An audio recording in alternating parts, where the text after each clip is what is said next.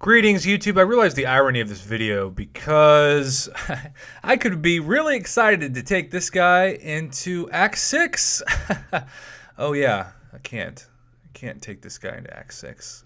I guess I can take him into Variant. I guess I can take him into Labyrinth of Legends. I guess I can take him into future champion clashes, but yeah, it's kind of sucks now. I mean, more than ever when you get a new 4-star champ, when you finally get the RNG to cooperate, thanks to iTunes gift card money. Because to hell if I'm ever giving this company a dime of my actual credit card again. And yeah, use a gift card, get a new 4-star featured champion, and then you remember, Act 6 is dropping tomorrow, and this guy is as good as a negative 4-star because he ain't coming with me. But I do think it's worth it to talk about the synergies because Kabam has been doing a very, very lazy job of uploading and updating synergies with champions that they preview for the first time in the last couple weeks. They did this where they gave us the champion preview, and it was used almost as a marketing ploy more than it was actually information about the champion and their abilities. And so I don't know who's doing those, but the old ones were really good, and we talked about the strengths and the weaknesses and also the synergy bonuses with each champion. Now it's like we're not even going to tell you the synergy bonuses. You're going to have to get the champion in order to discover those. So, I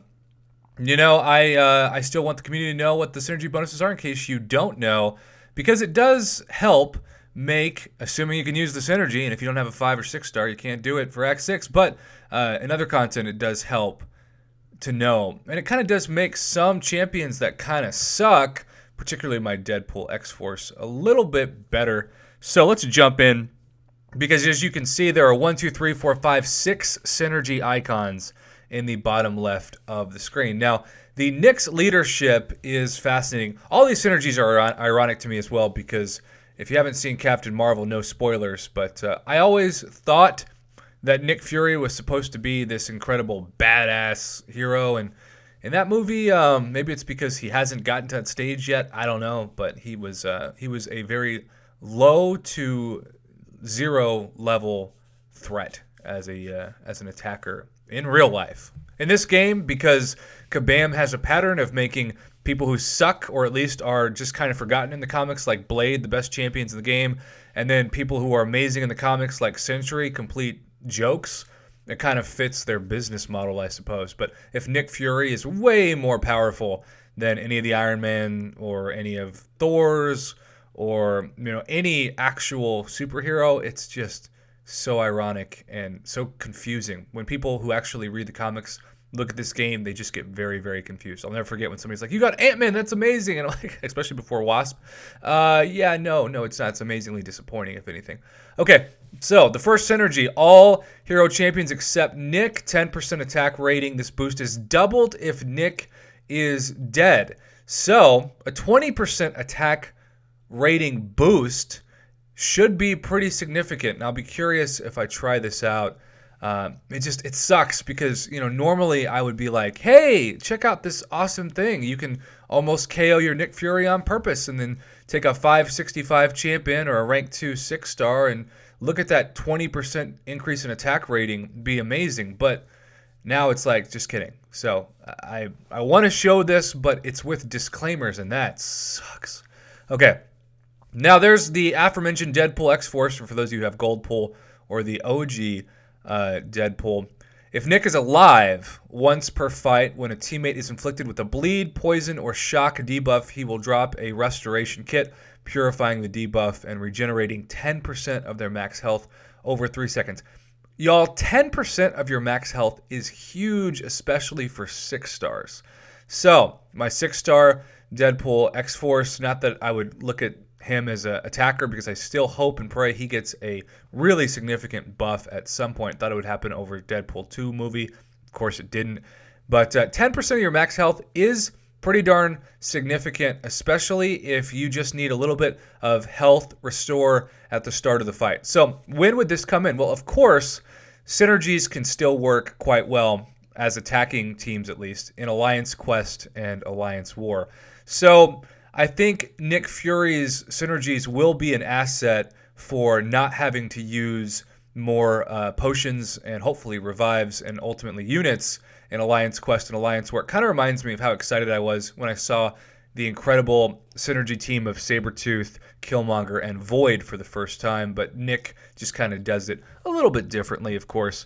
You're just going to have to really watch this because since you only have 3 positions in Alliance Quest or Alliance War, you clearly have a limited number of spots, and those champions, especially Deadpool X-Force, who's the worst of those 3, really doesn't bring a lot to the table.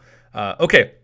Now, all champions except Nick, once again, if Nick is alive, the first 3 unblocked hits from the opponent have a 100% chance to be evaded. So it's not quite like Luke Cage's is indestructible in that you're not going to get an indestructible charge at the beginning or say like an invulnerability boost for Alliance War in general. But it is really nice to know that you have some ability when you mess up at the start of a fight to not take damage. And once again, this is going to be really, really important for Alliance War and Alliance Quest, especially for Quakers, who you're looking to oftentimes parry and heavy attack anyway. But if you mess up, you've got a few more ability to stay at 100%. And as a Quake fan, of course, my favorite champion in the game and somebody who is at rank 4 as a 5-star, I really look forward to doing some videos where I test out the synergy with Quake. Okay, now, increased firepower with the Black Panther and Black Panther Civil War. I wish it was Killmonger, for the record. If Nick is alive when the fight starts, he grants his teammates a buff, doubling their critical rating for 10 seconds. Now, this one I don't think is very impressive because it's only for 10 seconds, and I really, really wish it was for the duration of the fight. Maybe that would be too OP. Who knows? But both Black Panthers deserve a buff in their own right, and this could have been like the unofficial buff, kind of like what I just discussed with Ant-Man and the Wasp and Ghost synergy, but sadly that is not how Kabam designed this specific synergy bonus. And then we have the Contingency Plan synergy, and I can even test this out with my new 4-star Captain Marvel, although I already have a Miss Marvel Awakened Max Sig at rank 5 as a 4-star. Also, Satan herself finally gets a shout-out in a synergy. Lord help us all. If Nick is alive, all Fury buffs have a 20% increased duration, including his own. So, of course, this is going to be huge for everybody, especially big-time Fury champs. Now, I really am curious about Gamora with this synergy and also Hyperion. So I'll be doing some testing with these champs as well. By the way, if you would like me to do a specific test with a specific champ, comment below. I have some time this afternoon, believe it or not, free to do some testing with certain synergies, even if you're just going to have to pray for that 5- and 6-star synergies, since the 4-star don't mean nothing when Act 6 comes out tomorrow.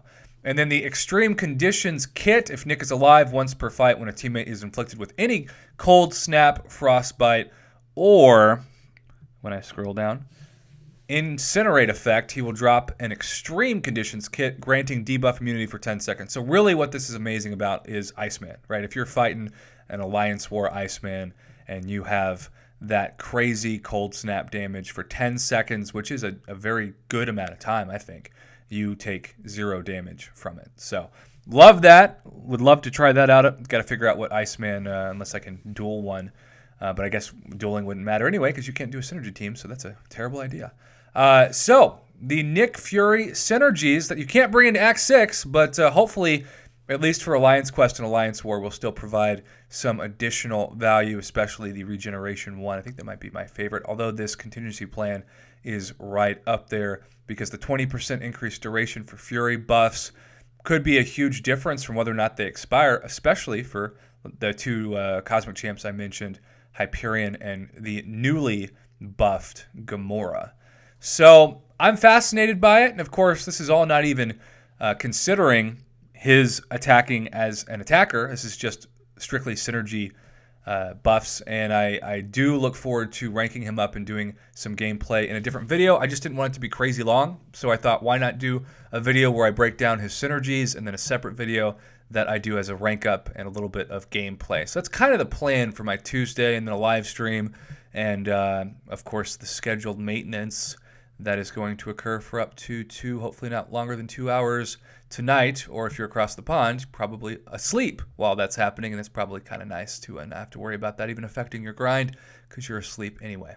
Well, there you have it, YouTube. I know it's only a 4-star, and I know that it's not even applicable to Act 6, but I'm thankful I was able to get this information out to the community and kind of talk about some of the scenarios I think where the synergy bonuses will be a positive thing for your ability to save units, potions, and revives. And so I hope you enjoyed the video, and keep a lookout for other Nick Fury videos that I compile in the next 24 hours or so. Again, thanks for watching. Have a great Tuesday.